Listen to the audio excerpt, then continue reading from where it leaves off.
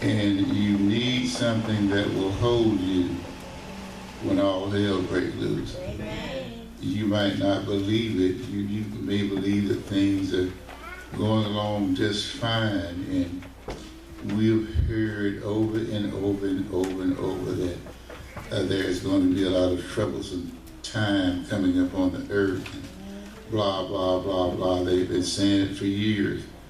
Well, one day you're going to wake up and it's going to be here. Amen. And then again, if it's not on a national setting, or if it's not on a worldwide stage, it could be in your little, could come to your little world and upset your world. Amen. Whereby that you're going to need strength, you're going to need knowledge, you're going to need the Word. Because the Word is the only thing that we can use to fight the devil with. Amen. Right? Amen. Can I get a witness? Amen. Okay. So this morning I want to talk to each of you about something, and I would love for you to just, if you would, I know a lot of people don't like it. Oh, I can't stand it when a preacher say, look at your neighbor. Well, I don't care. Look at your neighbor anyway. Amen. He might make you smile. Look at your neighbor and say, neighbor, what do you do when the thrill is gone? What do you do when the thrill is gone? What do you do when the thrill is gone? B.B. King came out with that. The thrill is gone, baby. In other words, he's dealing with a love affair. He's dealing with a woman that he loved. And down through the years, things happen. And the thrill, the excitement of that relationship, well, the thrill dissipated and the thrill was gone. Amen. And whether you know it or not, you can sort of look at Christianity from a standpoint whereby that the thrill can leave. Yes, it can. The thrill can leave, and that's why we have so many Christians today that they're not energetic, they are not really on fire. They are really not into the things of God. All they want is to have their ears tickled every Sunday. They want to hear something good. They want to hear great swelling words and things of that nature. But that won't keep you. Okay, so some type way you must know the signs of the time, and you must keep yourself geared up all the time on a high level spiritually, where you can deal with whatever comes your way. What do you do when the thrill is gone is the question that I'm asking you. Are you as fervent in your Christianity as you were the day that you accepted Christ? I know the day that I accepted Christ, I felt like I couldn't be conquered. I felt like I needed to go out and evangelize the whole world. No one could walk by me without me trying to give them God's plan of salvation. I was just on fire for the things of God, wanting everyone to share in what I had gotten a hold to, what Jesus had done for me and changed my life. And I had high hopes, and I wanted my family, my loved ones, my friends, and everyone else to share in this newfound thing of mine that I had gotten a hold to. But as the years go by, as things happen as a child of God, and you being a child of God really don't make no difference to the devil. About you being a child of God is going to extricate you and keep you from having to go through these things. This world will beat you down. I don't care if you can be the Pope. After a while, this world will have a toll on you and what you believe, whether you know it or not. So if you start out sort of like a day school, if you start out sort of not really caring much about your Christianity or your spiritual state of mind, then you're really going to be in trouble when you really need it. Because time has a way of changing things. Amen. Can I get a witness? Amen. What is a thrill? A thrill is to cause someone to have sudden feelings of excitement and pleasure. You know exactly what I'm talking about if you look at it from an erotic standpoint, but we're not talking about that. We're talking about that thrill that you got that I just mentioned when I got saved. The thrill that you got when you got saved. It was just so pleasurable. It was just so full of excitement, and everyone was happy for you. And everybody danced and jumped and shouted. Mac got saved. Ray Newton got saved. Or Michael got saved. And we're just so happy about it. Can I get a witness? Amen. We're all excited about that. Okay, but some kind of way to what? The thrill can lead. And see, we have this thing wrong. We are so busy trying to perfect the church, the building. We want a beautiful edifice. We're so busy trying to perfect the music, the choir. We want the choir in their proper robes, and we want them to hit the right notes, the high notes right on time, and all of this, and we spend money on the edifice, right? We want a beautiful building, and that's seen during the anniversaries. We have no problem raising money for the church, but we have hell to pay raising money for the pastor and his wife. So that shows that there is a love for the what? Building, whereby that our Christianity, our Christian demands say that, oh, we want a beautiful edifice. Well, we're trying to perfect the edifice and perfect our music and everything else, but what we need to try and perfect is our love. That's what Christians need to do. We need to begin trying to perfect our love. Because love is the only thing that can keep a Christian life up front. And it will have the power to pull off what it was intended to pull off. And that's the greatest task of the church, is perfecting Christian love. Can I get a witness? Where are you in your loving? I mean, do just anything come along and cause you not to love?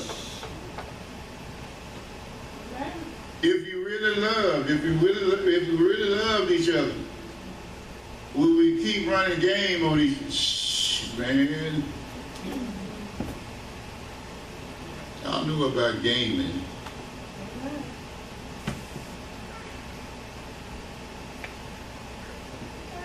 Move on to that first thought.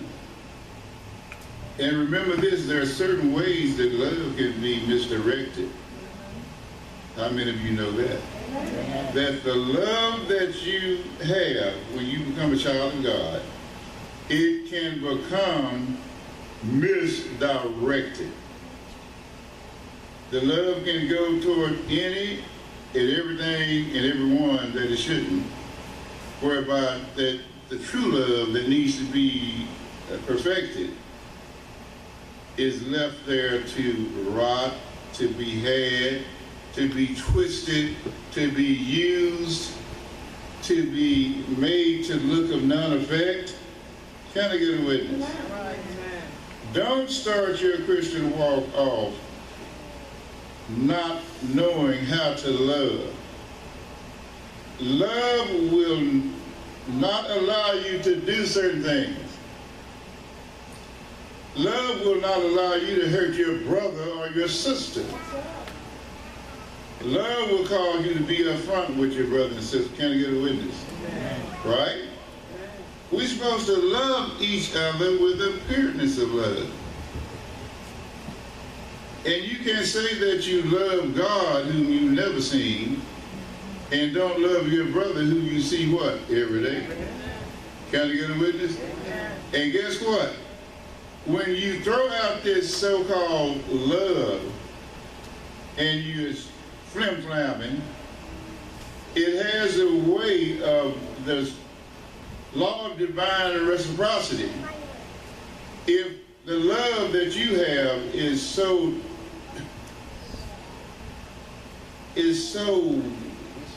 I'm trying to find a nice word to say. If your love is so diluted, if your love is so ugly, that one day when you share that love that causes hurt, grief, and pain, it's coming back to get you. So you may throw some bricks and hide your hand, but it's coming back to get you before you leave this planet. 74 years of it, I'm still getting stuff back. And I know what everything is about. I know what every pain, every ache is for. You can't get out of this doing wrong and expect right. Moving on. Misdirected love. Let me give you an idea of what that is according to the Bible. Love not the world. Listen, saints. All of you are saints. Can I get a witness? All of you been born again? Is that true? You say you lovers of God? And do you love something else more than you love God? Are you being truthful with God? Are you really loving each other with the pureness of love that God is? We have to ask ourselves these questions. We have to ask ourselves these questions. I don't want to spend my whole life teaching and preaching and then see a whole flock full of crap. You know what I mean? Excuse me, Lord, if that's a strong word, but I use strong one. Moving right along. Love not the world, neither the things that are in the world. If any man love the world, the love of the Father is not in him. Say, not in him. If you love this world, what do you mean this eon of time? If you love what's going on right now in this world, kicking it, and the music and the way that people do things morally and socially, then guess what? The love of the Father is not in you. 1 John 2 and 15. That's the word of God. You need to write that down. Check me out. Love not the world, this period of time that you're living in. Every time I hear rap music, it turns my stomach. It makes me angry to see how far my brothers have declined from men wearing suits, bloodshed, marches. Our black leaders shot down like dogs to get certain privileges for us today. And here we are showing our dirty underwear, walking around with, I can't buy into it. Pull your pants up, look respectful, respect your lady. They are not B's and H's, they are women. They're to be respected. You're supposed to open the door for them. You're supposed to walk on the outside of the curb. You're supposed to protect them with your life if necessary. But we treat them just like they are nothing. And they go along with it. There's something wrong with that picture. You let me catch somebody abusing and misusing one of my grandbabies or my baby sister and see what happens. It's going to be something bad. That preacher lost it. They locked Reverend Ingram up yesterday. That's for sure. Can I get a witness?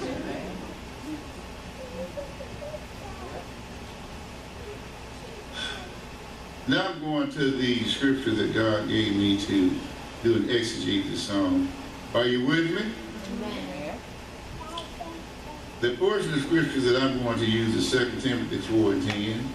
For Demas hath forsaken me, this is Paul talking, having loved this present world, that's 2 Timothy 4 and 10.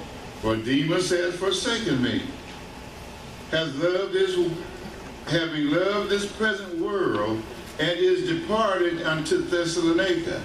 Crescens, that's another guy, one of Paul's friends, disciple, to Galatia, and Titus to Dalmatia.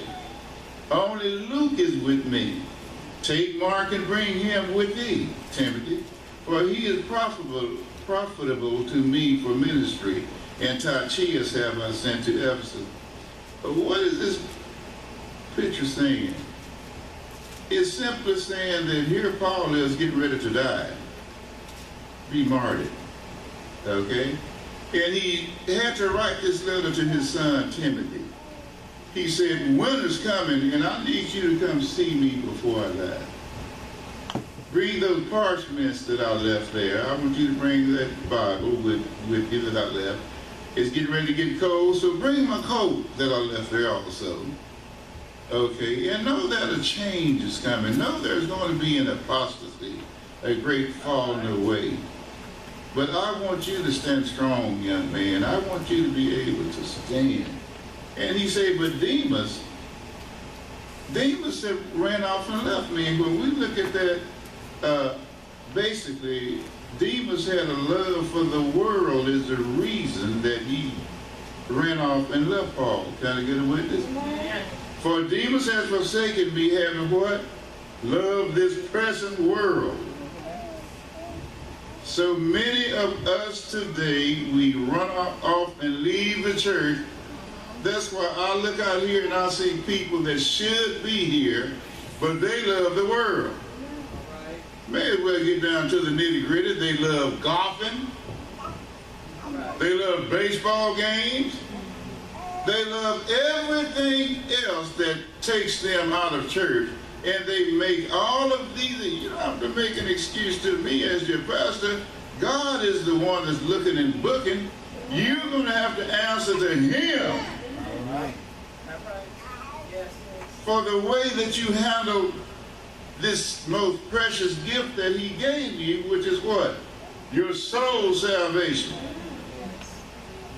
And after you get this gift, the excitability leaves, the thrill is gone.